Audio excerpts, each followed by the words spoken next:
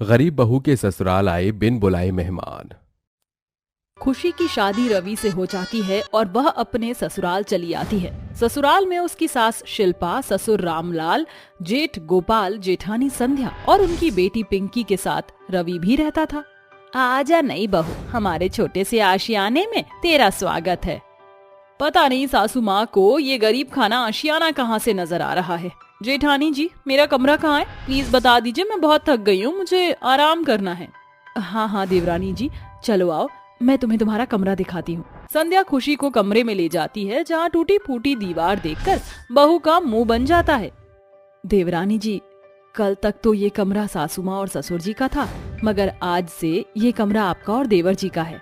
थोड़ी ही देर में रवि कमरे में आता है और खुशी उसे खरी खोटी सुनाते हुए कहती है, ओह गॉड रवि, तुम और तुम्हारी फैमिली इतनी गरीबी में कैसे रहते हो, जबकि जमाना इतनी तरक्की कर रहा है।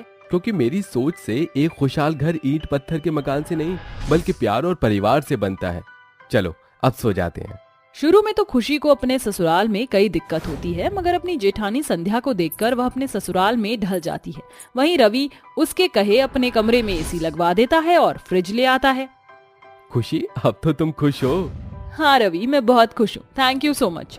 ऐसे ही कुछ दिन बीतते हैं। एक सुबह बहू घर की सफाई कर रही होती है, तभी बसंती और राम भरोसे बड़ा सा बैग घसीटते हुए घर में घुसते हैं। अरे आप कौन हैं और ऐसे कैसे अंदर घुसे जा रहे हैं? अरे बसंती, पता तो ठीक है। अरे बसंती, तू यहाँ अचानक? तुम हमसे ना ही बोलो भैया, हम और राम भरोसे तुमसे खिसियाए हैं। तुम तो हमको हमारे भतीजे की शादी में बुलाए नहीं, इसलिए हम दोनों ही बिन बुलाए मेहमान की तरह चले आए। कहाँ है नई बहुरिया? अरे नंद जी, यही तो है नई बहू। अरे तो खाड़ काहे है? हमार पैर छू, हम तुम्हार बुआ सास हैं। बहू बुआ सास के पैर छूती है और तभी राम भरोसे कहता है, अरे बहू रानी, जाओ जाकर हमारे लिए एक बड़े गिलास मलाई मार के चाय और आलू के पराठे बनाओ। चलो खुशी, मैं भी तुम्हारे साथ चलती हूँ। अरे बड़ी बहू, तू कहाँ जल्दी? अरे कौनो बारात का खाना थोड़ी बनाना है, नई बहुरिया बना लेगी। बहू सभी के लिए खाना बनाकर उन्हें खिलाती है, मगर पूरा दिन ससुराल आए मेहमानों की खातिर में निकल जाता है और रात ढल जाती है। तभी बसंती कहती है, अरे भाभी, तुम्हारे घर में बड़ी गर्मी है, आंगन में भी ईंट की भट्टी के जैसे भपका उठ रहा है। अरे एसी नहीं लगाया क्या? एसी लगा है, मगर चाची के कमरे में। फिर तो हम बहू के कमरे में ही सोएंगे। इस तरह राम भरोसे और बसंती एसी की ठंडी हवा में सोते हैं और खुशी को रवि के साथ आंगन में टूटे फूटे खटिए पर सोना पड़ता है। तभी वह रवि को तकिए से मार कर कहती है, रवि, तुम्हारी बुआ जी और फूफा जी क्या बेशर्मपुर के रहने वाले हैं? एक तो बिन बुलाए बेशर्म की तरह मुंह उठाकर यहाँ चले आए हैं और ऊपर से हमारा कमरा भी छीन लिया। खुशी, वो इस घर के मेहमान हैं। तुम्हारे मेहमानों का क्या मैं अचार डालूं? वो तो मेरे कमरे में मजे से सो रहे हैं और ये मच्छर मेरा खून पी रहे हैं। कुछ दिन की बात है खुशी, प्लीज एडजस्ट कर लो। बेचारी बहू जैसे तैसे सो जाती है। ऐसे ही दिन ढलते जाते हैं। मेहमान बहू से जमकर खातिरदारी करवाते हैं और फिर, अच्छा भैया भाभी, हम चलते हैं।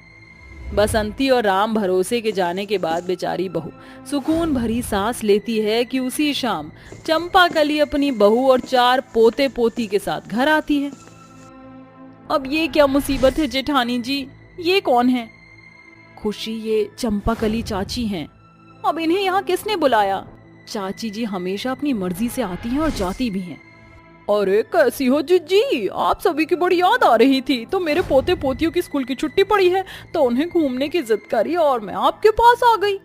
इनका सामान देखकर तो ऐसा लग रहा है जैसे ये हमारे घर में लंबा टिकने वाली हैं, मगर इस बार मैं अपना कमरा किसी को नहीं दूंगी। पता नहीं कैसे बेशर्म मेहमान हैं, हर दूसरे दिन कोई ना कोई चला आता है। नई बहू, जाकर मेहमानों के चाय नाश्ते की तैयारी कर। जी ससुर जी। खुशी सभी के लिए चाय नाश्ता लाती है। तभी गुड्डू पलक झपकते ही सारा नाश्ता चट कर जाता है। अरे वाह दादी माँ, ये तो कितना मजेदार नाश्ता है, हम मई जून का महीना यहीं बिताकर चलेंगे। अरे गुड्डू, तू चिंता मत कर, खुल कर खा पी ले। अरे अपना ही घर है, क्यों जीजी? हाँ, चाची जी, काफी अच्छी खुराक है गुड्डू की। ये घर पर भी ऐसे ही ठूसता है, मेरा मतलब खाता है। अरे हाँ बहुरिया, हमारे घर में तो एक बार में 2.5 से 3 किलो आटा बनत है। ससुरा ऊ भी घट जात है। ऊ का है ना, हम जरा खाते पीते घर से हैं। वो तो आपके फैले हुए शरीर से दिख रहा है। कुछ कहा क्या तूने? हाँ, रात को खाने में क्या खाएंगे? छोले कचौड़ी खिला देना, और मेरे गुड्डू को कढ़ी चावल खूब पसंद है, वो भी बना देना। बहू मेरे लिए तो सादे फुल्के ही सेक देना, और खुशी मेरे लिए कटहल की सब्जी बना देना। वो क्या है ना, मैं कड़ी नहीं खाता। ससुराल वाले और मेहमानों की खाने की फरमाइशें सुनकर खुशी किचन में आकर करछी बेलन पटकते हुए कहती है, पता नहीं ये ससुराल है या धर्मशाला, कभी कोई चला आता है कभी कोई चला आता है। एक तो ये मेहमान बिन बुलाए बेशर्म की तरह चले आते हैं, और मेरे गरीब ससुराल वाले भी उनकी खातिरदारी में खुलकर पैसे खर्च करके इन मेहमानों का मन बढ़ाते हैं। बेचारी बहू भरी गर्मी में पसीने से भीग कर ससुराल आए मेहमानों के मन पसंद का खाना बनाती है। ऐसे ही दिन बीत जाते हैं और बेचारी बहू सूरज उगने से पहले उठती और रात ढलने तक मेहमानों की खातिर में लगी रहती और सारा दिन काम करके थक जाती। इसी तरह गरीब बहू के ससुराल में घर आए मेहमान गर्मी के 2 महीने मजे करके अपने घर चले जाते हैं। ऐसे ही समय लगता जाता है, मगर मेहमानों के आने जाने का सिलसिला यूं ही लगा रहता है। कभी कोई तो कभी कोई आता, जिस कारण हर बार बहू का कमरा उससे छिन जाता, जिससे परेशान होकर बहू बोलने पर मजबूर हो जाती है। सासू माँ, ससुर जी, मैं आप सभी से कुछ कहना चाहती हूँ। हाँ हाँ कहो ना बहू, क्या बात है? माँ जी, एक तो इस घर में मेहमान बिना बुलाए बेशर्म की तरह चले आते हैं, मगर उनकी खातिरदारी और फरमाइश पूरी करके मेरी हालत पतली हो जाती है। मगर मजाल नहीं जो आप लोगों में से कोई कुछ बोले। बहू तू कहना क्या चाहती है कि हमारे घर मेहमान ना आए? हाँ, ऐसा ही समझ लीजिए, क्योंकि माँ जी ये मतलबी मेहमान मुंह उठाकर आते हैं, मुफ्त का खाते हैं और आखिर में चले जाते हैं। मगर जब आप उनके चाय नाश्ते और खाने पीने का खर्च जो बजट आता है, उसी से हमारा घर गरीबी में ही रह जाता है। आप सभी खुद सोचिए, क्या मेहमानों का बिन बुलाए किसी के घर चले आना सही है? सभी बहू की इस बात से सहमत हो जाते हैं और गोपाल कहता है, खुशी सही कह रही है माँ, अब हमें अपने घर के बारे में सोचना चाहिए। आखिर में पूरा परिवार बहू की परेशानी को समझता है और उस रोज के बाद से कोई भी रिश्तेदार जब उनके घर आता तो वो ज्यादा दिन नहीं रुकने की बजाय उनसे मिलकर 1-2 दिन में ही लौट जाता, जिससे बहू की परेशानी भी टल जाती और कोई रिश्तेदार भी उनसे नहीं रूठते। ईशा बहू, कल मैं जो शोरूम से साड़ी लेकर आई हूँ वो दिख नहीं रही, कहाँ है? सासू माँ, आपकी साड़ी भोला भैया आयन कर रही हैं।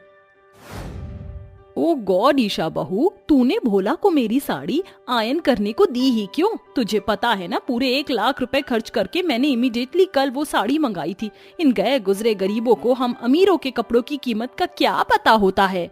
शालिनी की ये बातें गरीब भोला सुन लेता है, जिस कारण भोला की आंखों में आंसू भर जाते हैं। अरे ये लीजिए मालकिन, आपकी साड़ी। क्यों रे भोला, एक साड़ी आयन करने में इतने घंटे लगते हैं? ये आजकल के नौकर होते ही नहीं खट्टू हैं। अब खड़ा क्या है, जाकर शगुन की थाली तैयार कर और ईशा बहू देख कर आ दक्ष तैयार हुआ कि नहीं। जी माँ जी। शालिनी देवी बड़े घर की मालकिन है, इसलिए शालिनी की आंखें घमंड से चढ़ी रहती हैं। हाई स्टेटस के पीछे भागना शालिनी की फितरत में है, जिसके लिए आज वो अपने छोटे बेटे दक्ष का रिश्ता लेकर शहर के सबसे अमीर गोरजा गोइंका के घर जा रही हैं। कम ऑन, चलो सब जल्दी से कार में बैठ जाओ। इसके बाद शालिनी सिंघानिया अपने पूरे परिवार के साथ लड़की वालों के घर निकलती हैं, जो कि शहर के सबसे महंगे प्लाजा अपार्टमेंट में पड़ता है, जहां नेम प्लेट पर गोरजा गोइंका लिखा हुआ था। घर के बाहर कई बड़ी एम्बेसडर गाड़ियां खड़ी थीं और दरवाजे के दोनों तरफ खाकी वर्दी में पुलिस खड़ी थी। इतनी अमीरी देखकर लालच के मारे शालिनी के मुंह से लार टपकने लगती है।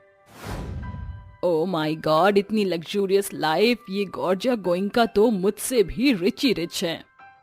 You're right, mom. अचानक दरवाजा खुलता है। शालिनी के सामने गोरजा गोइंका खड़ी थी, जिसे देखकर शालिनी का चेहरा फीका पड़ गया। तुम? हाँ मैं। क्यों Mrs Shalini Singhania, are you shocked? Shalini Nyasa के चेहरे पर एक गिल्ट था, वहीं ईशा की आंखों में भरे आंसू थमने का नाम नहीं ले रहे थे।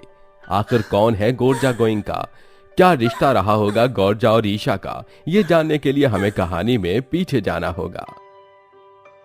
सबकी बारातें आई डोली तो भी लाना, दुल्हन बना के हमको राजा जी ले जाना। अरे गौरी अब चुप भी हो जा। ईशा मेरी प्यारी सहेली, आज मैं इतनी खुश हूँ कि तुझे बता भी नहीं सकती। याद है बचपन में हम अपने अपने गुड्डे गुड़ियों की शादी एक दूसरे से करा देते थे ताकि हम दोनों एक दूसरे के घर आ जा सके। अरे तू चिंता मत कर, मेरे होने वाले ससुराल में अनुराग का एक छोटा भाई भी है, तेरी शादी वहीं करा दूंगी, फिर हम दोनों सहेलियां एक ही ससुराल में खुशी से रहेंगी। गौरी और ईशा बचपन की दो सहेलियां हैं। गौरी बहुत ही गरीब है, वहीं ईशा अमीर रंजीत सिंह की बेटी है। अमीर गरीब होते हुए दोनों सहेलियों के बीच बहुत स्नेह है, इसलिए कच्ची उम्र से जुड़ना शुरू हुई उनकी दोस्ती की कड़ी आज भी मजबूत है। मगर क्या दोनों सहेलियों के बीच बताइए प्यार हमेशा ऐसे ही रहने वाला था? आइए देखते हैं। ढलते समय के साथ ईशा की शादी का दिन आ जाता है। गौरी ईशा को अपने हाथों से अपनी सहेली को सजाती है। कितनी प्यारी लग रही है मेरी सहेली, तुझे किसी की नजर ना लगे। ऐसा कहते हुए गौरी की आंखों में आंसू भर आते हैं। अरे ये क्या गौरी, आज तेरी सहेली की शादी है और तू रो रही है? हाँ, क्योंकि 7 फेरों के बाद मेरी सहेली अपने साजन के घर चली जाएगी, फिर मैं कैसे रहूंगी? अरे इसमें रोती क्यों है? जब तेरा मन करे तो मेरे ससुराल आ जाना। ईशा के इस मशवरे ने गौरी के उदास मन को खुशी से भर दिया। इसके बाद ईशा और अनुराग की शादी हो जाती है और ईशा शालिनी सिंघानिया के घर की बहू बन जाती है। ऐसे ही दिन बीतते जाते हैं। फिर एक दिन, माँ मुझे ईशा की याद आ रही है, क्या मैं उसके ससुराल चली जाऊँ? गौरी अब ईशा तेरी सहेली नहीं बल्कि बड़े घर की बहू है और बड़े लोगों की नजरों में हम गरीबों की कोई इज्जत नहीं होती। मगर माँ ये जरूरी थोड़ी है कि सभी अमीर लोग एक जैसे ही होते। मैं आज उससे मिलने जाऊंगी। गौरी अपनी माँ की कही सच्ची बातों को टालकर अगली सुबह अपनी अमीर सहेली ईशा के ससुराल आती है, जहाँ ईशा की अमीर सास शालिनी और उसकी ननद न्यासा घमंड से भरकर गरीब गौरी को घूर घूर कर देख रही थी। तभी गौरी हिचकते हुए बोली, जी नमस्ते माँ जी। हाउ कुड यू, तुम्हारी हिम्मत कैसे हुई मुझे माँ जी कहने की? मैडम कहो मुझे। शालिनी सिंघानिया तुम जैसे गरीबों से रिश्ता नहीं बनाती। वो तो तुम मेरी बहू की सहेली हो, वरना मैं तुम्हें इस घर में आने भी नहीं देती। माँ जी, ये आप मेरी सहेली गौरी से किस तरीके से बात कर रही हैं? बड़ी ईशा भाभी, मॉम ने ऐसा भी क्या गलत कहा है? हाँ ईशा, तुम्हारी सास सच ही तो कह रही हैं। ईशा अपनी सास और ननद के आगे अपने ससुराल आई सहेली की गरीबी का मजाक बनता देखकर उसे अपने कमरे में ले जाती है। भोला भैया प्लीज मेरे और गौरी के लिए नाश्ता ले आइए। जी बहू रानी। भोला नाश्ता लेकर ईशा के कमरे में लाता है। तभी ईशा की अमीर घमंडी ननद न्यासा गौरी की बेइज्जती करती है। क्या हुआ गौरी, तुम रुक क्यों गई? खाओ ना। पता है इस क्रॉकरी प्लेट की कीमत पूरे 10,000 रुपए है और तुम जिस महंगी नमकीन और बिस्किट के मजे लूट रहे हो, इस एक पैकेट की कीमत 5,000 रुपए है। वेल, तुम जिस गरीबी में रहती हो इसमें तुम इतना महंगा नाश्ता तो देखने को भी नहीं मिला होगा। न्यासा, आखिर तुम कहना क्या चाहती हो? साफ साफ कहो। मेरी बेटी से क्या पूछ रही हो? मैं बताती हूँ तुम्हें, तुम गरीबों की एक पैसों की औकात तो होती नहीं, इसलिए तुम हम जैसे अमीरों के गले पड़ जाते हो। अपनी माँ को गरीब गौरी को इतना सब बोलता देख ईशा का देवर चुप्पी तोड़कर कहता है, माँ चुप हो जाइए, आप क्या कह रही हैं?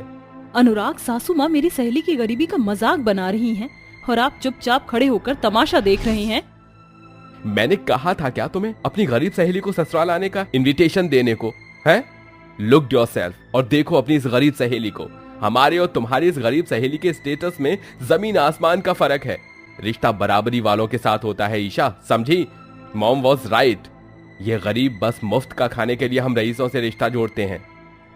बस कीजिए मिस्टर अनुराग, मैं तो अपनी सहेली का ससुराल जानकर यहाँ आई थी, मगर मुझे नहीं पता था कि इतने बड़े घर में आप जैसे छोटे दिल वाले लोग रहते हैं। चलती हूँ ईशा। ऐसा कहकर गौरी आंसू भरी आंखों के साथ अपनी सहेली के ससुराल से घर चली आई। मगर गौरी ने उस रोज ठान लिया कि एक दिन वो उनसे भी अमीर बनेगी। उसका मन हर रोज अपनी सहेली के घर में उड़े अपनी गरीबी की बेइज्जती में घुलता रहा। वो रात रात भर जागकर लालटेन की रोशनी में आंखें गड़ाकर पड़ती है और दिन में अपनी माँ के साथ कभी खेतों में खटनी तो कभी भट्टी पर ईंट ढोती है। और अपने लक्ष्य को पहचान कर गौरी ने अफसर के पद की पढ़ाई की और पूरे शहर की अफसर बन गई। जिसके लिए उसे बंगला गाड़ी मिला। उसके संघर्ष की कहानी हर घर में होने लगी और जैसे यह खबर शालिनी सिंघानिया के कानों में पड़ी तो उसने अपने छोटे बेटे दक्ष को मोहरा बनाया और उसी गौरी के घर रिश्ता लेकर आई जिसका उसने ठट्ठा उड़ाया था। और इस तरह मैंने अपने स्टेटस के साथ अपना नाम बदलकर गौरजा गोइंका रख लिया। मिसेस शालिनी सिंघानिया, एक रोज आपने जिस गौरी की गरीबी का मजाक बनाया, आज वह आपसे भी ज्यादा अमीर है। मैं आपको ताने नहीं मार रही बल्कि आईना दिखा रही हूँ कि वक्त बदलते देर नहीं लगती। और रही बात इस रिश्ते की, तो ऐसे परिवार में कोई रिश्ता नहीं जोड़ना चाहती जिस घर में रिश्ते की नींव अमीरी गरीबी हो। इस रिश्ते को मत ठुकराओ गौरी, मैं तुम्हें पसंद करता हूँ, तब से जब तुम्हें ईशा भाभी की शादी में देखा था। देवर जी सच कह रहे हैं गौरी, मेरे ससुराल वालों की सजा इन्हें मत दो। गौरी बेटी, भूल जाओ जो हुआ और इन्हें माफ कर दे। Yes Gauri, we both are guilty, please forgive me and my daughter, हमें माफ कर दो। क्या तुम मेरे घर की बहू बनोगी? शालिनी के पूछने पर गौरी की आंखों में खुशी के आंसू भर आते हैं, जिसके बाद बड़े धूमधाम और शानो शौकत से गौरी की शादी दक्ष से हो जाती है और कल की अमीर गरीब सहेलियां एक ही ससुराल की बहू बन जाती हैं। अब शालिनी और न्यासा के मन में अमीरी का घमंड नहीं रहा, बल्कि उन्होंने सभी के साथ घुल मिलकर रहना सीख लिया।